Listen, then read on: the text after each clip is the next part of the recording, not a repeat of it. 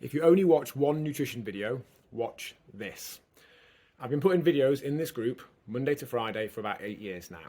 1 in 4 weeks been about nutrition. I've blogged every day for a decade. So I've talked about nutrition thousands of times. And I know there are some people who read and watch everything I put out there. There are some people who do some, the ones that catch their eyes. And there are some people who do none of them. People who just generally do the sessions. And they're generally the people that don't get the results that they desire and end up leaving.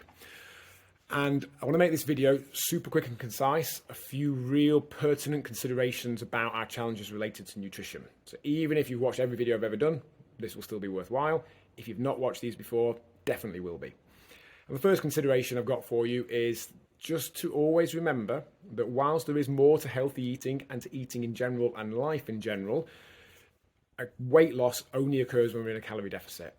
Until we can prove in a controlled laboratory circumstance that we don't lose weight in a calorie deficit or we don't gain weight in a calorie surplus, which no one tested ever has done in history, then let's just accept that.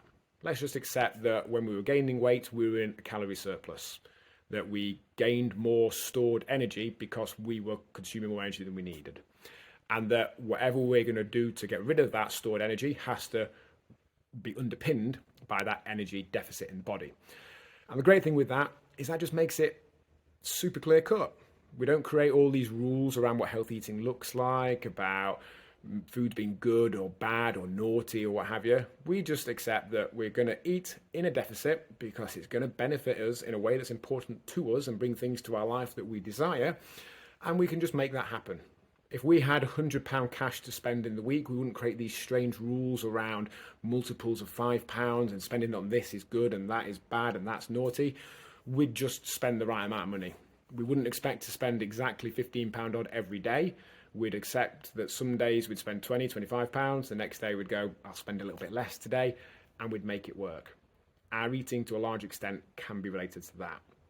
Remembering that, challenging those thoughts that we've got around good and bad and naughty and failure and all that sort of stuff is, from my experience, the biggest difference maker between those that go on to achieve the results they desire and to maintain them and perhaps to go further still, and those that don't and don't.